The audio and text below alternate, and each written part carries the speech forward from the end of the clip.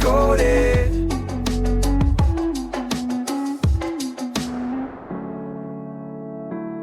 Hey bookworms, welcome back to Book Decoded. Yes, welcome back, everybody. I am so excited for today's episode because we're going to be cracking open Beyond Stoicism Ooh, Beyond Stoicism. by Massimo Pigliucci and Gregory Lopez. Okay. And before you roll your eyes and think, like, another Stoicism book. Right. This one's different, I swear. Yeah. It's, think of it like a philosophical tasting menu. I like that. We're not just talking Stoicism, we're getting a whole buffet of ancient Greek and Roman philosophies. Nice. All ready for modern life. Yeah, that's the key, right? Like, how can we actually use this stuff? Yeah. Not just like, have it be some dusty old ideas from thousands of years ago. Yeah. And it really is like a choose your own adventure for your mind. I think that's a great way to put it. It is. That's what the book really is. And the best part, it's not just theory. No. Beyond Stoicism actually gives you practical exercises. Yes. Exercises, things you can do, prompts. To try these philosophies out. Yeah. Okay, that's where it gets really interesting for me. You know I love anything actionable. Yes, you do. So the book is divided into these metaphorical ports. Ports. Should we start with the port of pleasure? Sure. It seems like the most fun place to dock first. Yeah. Right. I mean, everybody likes pleasure. Right. All right. Lay it on me.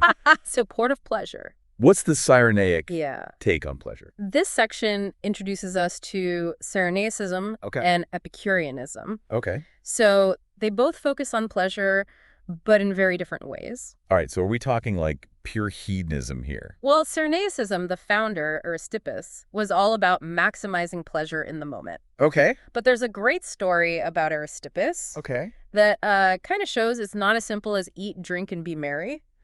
He was shipwrecked once and found himself stranded on a foreign shore. Okay. A shipwreck doesn't sound very pleasurable. Right, exactly. But here's the twist. Okay. While his companions were freaking out, Aristippus noticed these geometric figures drawn in the sand, and he got super excited Okay. because he saw them as traces of human. He's like, oh, civilization must be nearby. Oh, smart. Yeah, right. So he's looking for like, I don't know, like signs of life. Signs of life. Yeah, exactly. Like, other intelligent beings. Yeah. And they eventually do find a city, and what's the first thing Aristippus does? I don't know. What? Goes to get a drink? What does he do? No, he heads straight to the gymnasium Of course he does. to discuss philosophy. Like, that tracks, I guess. Yeah, no. So what's the lesson here? Even in a shipwreck, there's time for philosophy. Exactly. So Aristippus is basically saying, in any crisis, knowledge and critical thinking are your best tools. It's about using your mind to navigate any storm. But this also connects to the Cyrenaic idea of owning your pleasures, not being owned by them. Okay. You're in control even when things get rough. So it's about being mindful, Exactly. not just mindlessly chasing. Yeah. It's like, intentional about it. Precisely. And I think that's such a powerful message for us today, Yeah. especially, our constant struggle with instant gratification and Oh, social yeah. media and all that stuff. Are we really in control of our desires, or are they controlling us? Cyrenaicism pushes us to ask that question. Yeah, that's such a good point. Yeah. It's very easy to get swept away by those quick hits of dopamine. Right, exactly. Yeah. Quick hits of dopamine. Yeah. Okay, so that's Cyrenaicism. Yes. What about Epicureanism? Yeah, Isn't that also about pleasure? it is, but the focus is on long-term happiness, not fleeting thrills. Okay. Epicurus, the founder, believed in carefully choosing pleasures that lead to lasting fulfillment, emphasizing the absence of pain as the true key. So it's more about avoiding suffering than indulging in excess. Yes. Okay. And the Epicureans actually had this amazing community, Oh, really? Epicurus's garden, Oh, wow. where they lived simply and focused on intellectual pursuits and friendship. Imagine a whole community dedicated to tranquility and fulfillment, not just chasing the next big thing. It sounds idyllic. Yeah. Like a philosophical retreat center. Totally. Sign me up. But how do they actually achieve this lasting happiness? Right. This, like, absence of pain? Is there, like, a secret formula? Well, Epicurus believed in categorizing desires. Okay. He said there's like natural and necessary desires, like, needing food and shelter. Sure, yeah. And then there's desires that are natural but not necessary, Gotcha. like wanting fancy clothes or a gourmet meal. Yeah. And then there's desires that are neither natural nor necessary, Okay. like the pursuit of fame or, limitless wealth. And these often lead to more trouble than they're worth. Yeah. So it's about recognizing the difference between what we truly need versus what we simply want. Right. And being mindful of those desires. Yeah. That might actually cause us more stress. Yeah, exactly. In the long run. Think about how much of our modern anxiety comes from chasing things we don't really need. Yeah. Maybe that fear of missing out is really a sign we're focusing on the wrong desires. Whoa, that's a serious mind shift. It is. I'm definitely guilty of falling into that trap. Okay, so we've docked at the port of pleasure. Yes. And explored two very different approaches to happiness. Where to next on our philosophical voyage? We've got a whole buffet here. We do. Let's set sail for the port of character, where we'll encounter two powerhouses. Okay. Aristotelianism and Stoicism. Oh, okay. Yeah. Bring on the character-building philosophies. Yeah. Yes. I'm ready to level up my virtue stats. Well, Aristotle was known for being more than just a brilliant mind, but also a really sharp dresser. He believed in finding the mean between extremes. Okay. It's about hitting that sweet spot. So it's all about balance, moderation in all things, including moderation. Exactly. Aristotle believed that practicing virtues like courage, temperance, generosity leads to a well-rounded character. He even distinguished between being continent, meaning you can resist temptation, and being truly virtuous. Where doing the right thing comes naturally, effortlessly. It's like the difference between forcing yourself to go to the gym and genuinely enjoying working out. That makes a lot of sense. Yeah. It's not just about, like, willpower. Right. It's about cultivating a character that naturally inclines towards goodness. Yeah, it's about practice. Yeah, for sure. Okay, so that's Aristotle. What about Stoicism? Okay, Stoicism. How do they approach character building? So the Stoics emphasize focusing on what we can control. Okay. One of their most famous teachers, Epictetus, who started life as a slave. Wait, Epictetus was a slave? Was a slave. He had this powerful idea called the dichotomy of control. Okay. Some things are up to us, others aren't.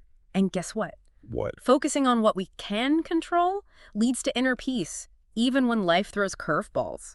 I mean, if anybody would know about, like, needing inner peace to get through tough stuff, it would be somebody who had been enslaved. Right. His life is a testament to the power of this philosophy.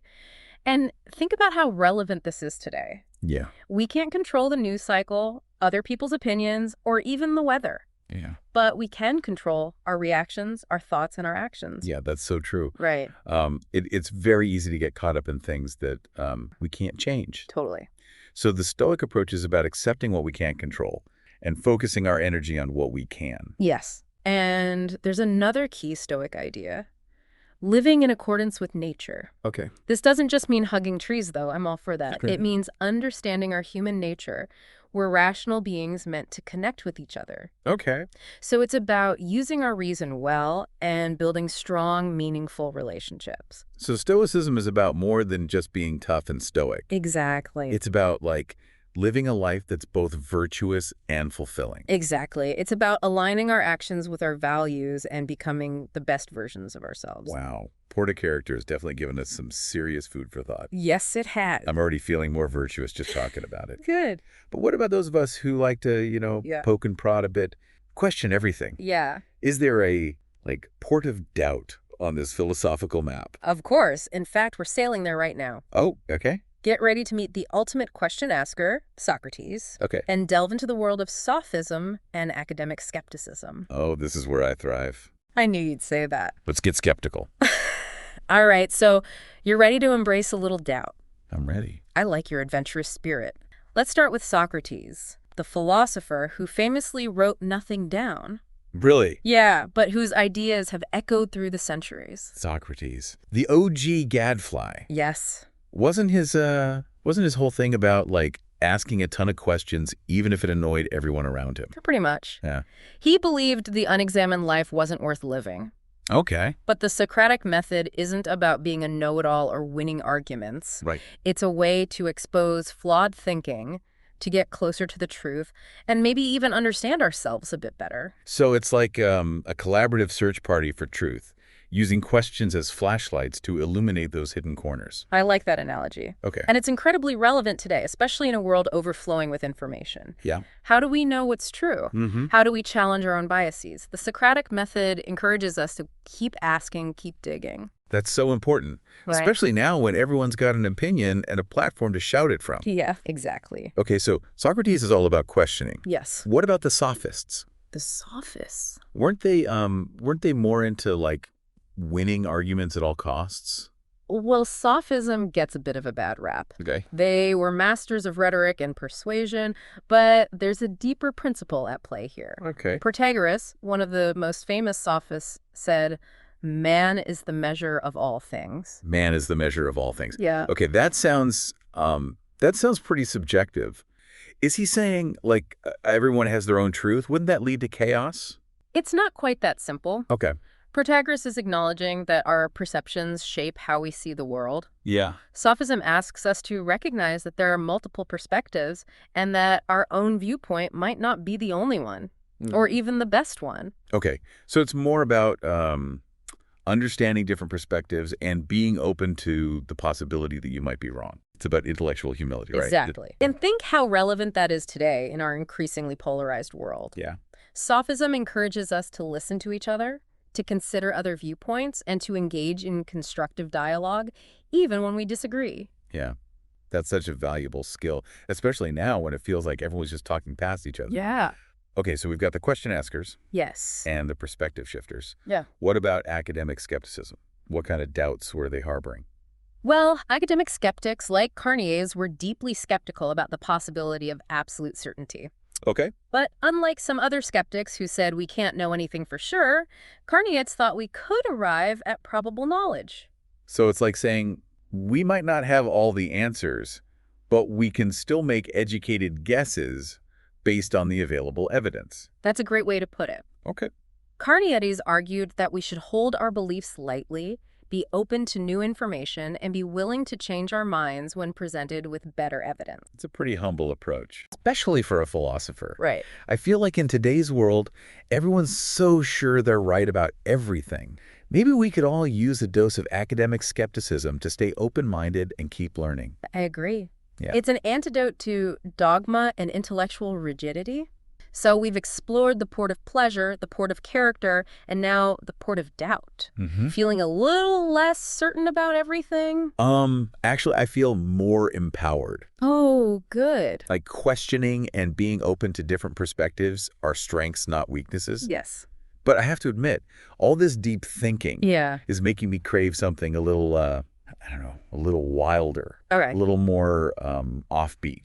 Oh. Is there a place for that on our philosophical map? You read my mind. Okay. Let's set sail for Here Be Dragons, Okay. where we'll encounter some truly fascinating and unconventional schools of thought. Okay, I'm ready to meet some philosophical dragons. First up, we have the Pythagoreans, known for their fascination with numbers and the transmigration of souls. Wait, Pythagoreans?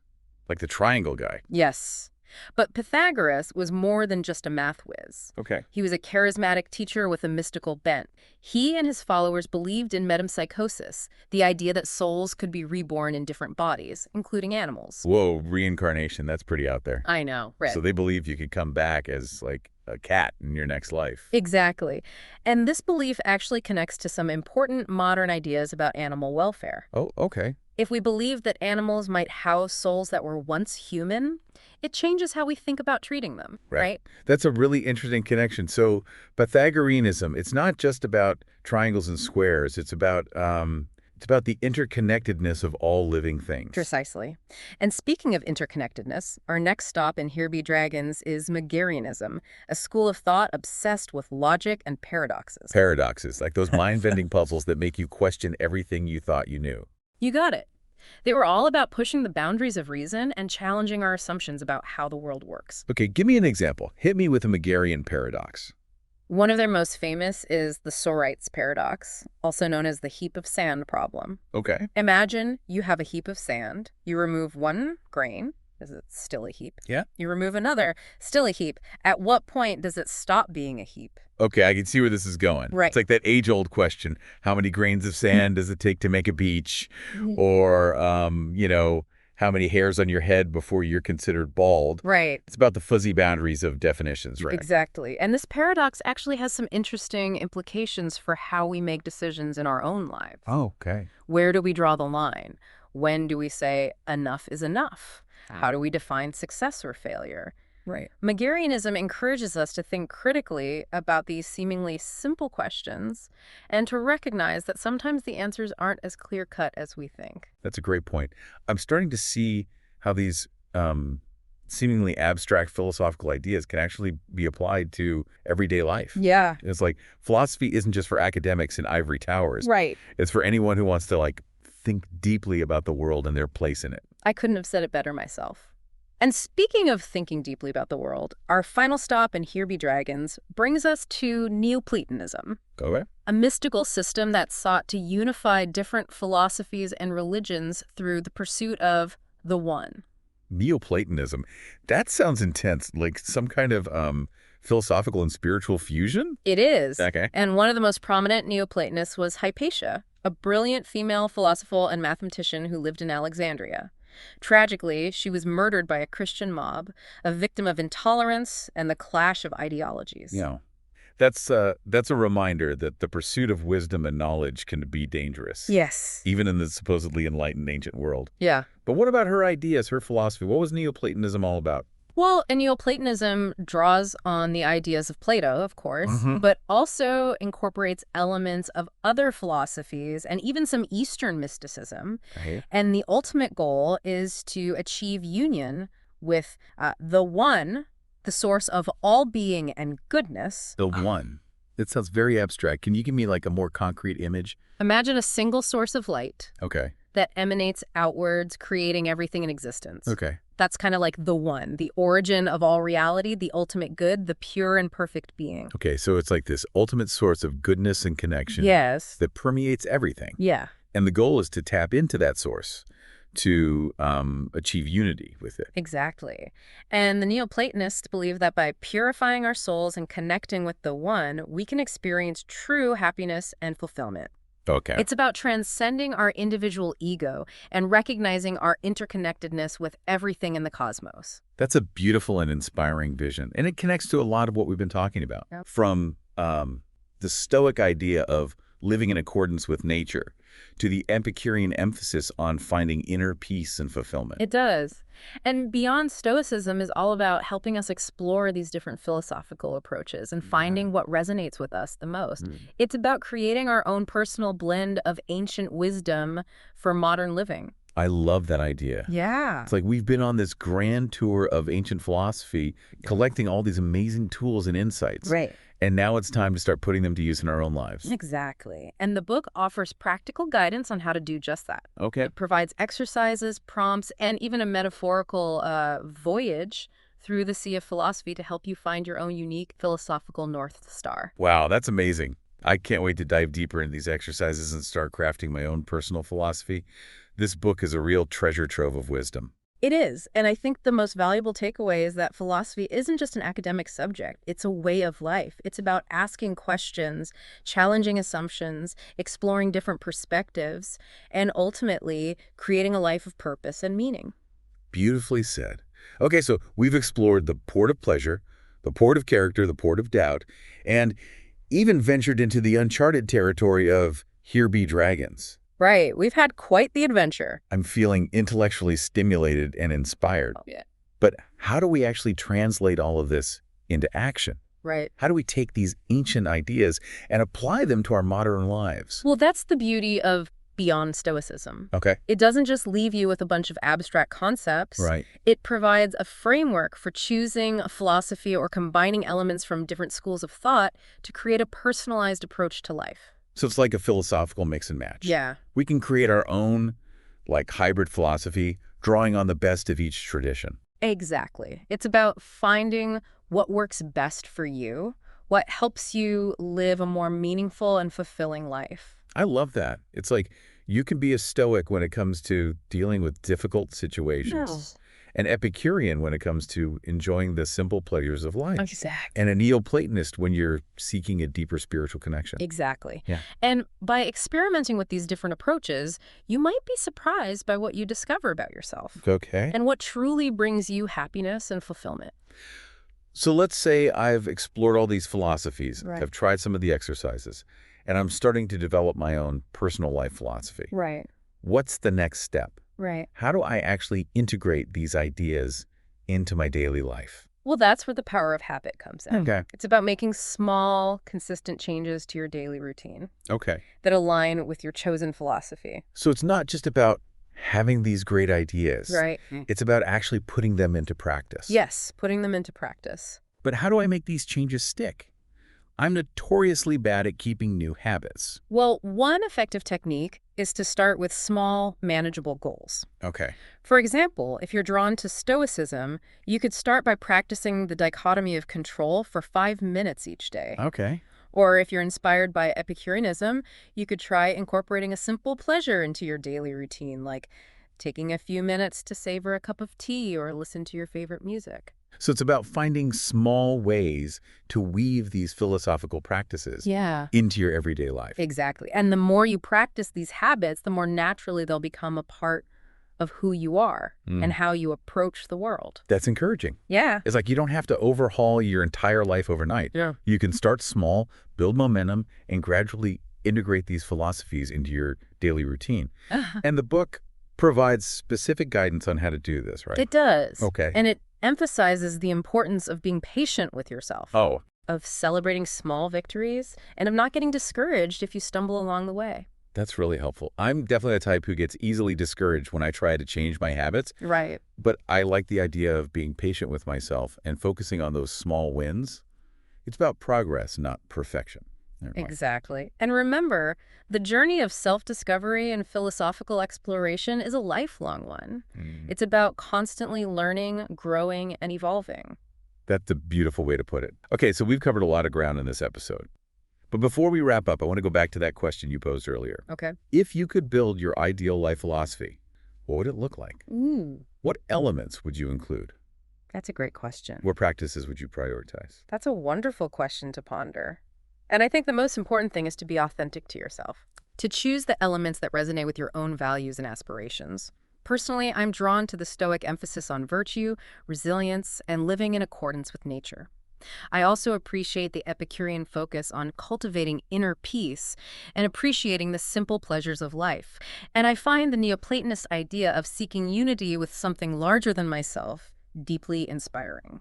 That's a beautiful blend of different perspectives, and I think it highlights the beauty of this philosophical exploration. Yes. It's not about finding one right answer. It's about creating a tapestry of ideas and practices that support your own unique journey of growth and fulfillment. Well said. And that's what makes Beyond Stoicism such a valuable resource. Yeah. It empowers readers to become active participants in their own philosophical journey, to choose their own adventure, and to create a life that is both meaningful and fulfilling. Absolutely. And speaking of choosing your own adventure, listeners, we hope you enjoyed our deep dive into Beyond Stoicism. We encourage you to check out the book for yourselves and embark on your own philosophical adventure. And remember, the journey of self-discovery is a lifelong one, so be curious, be open, be intentional. And most importantly, Live philosophically.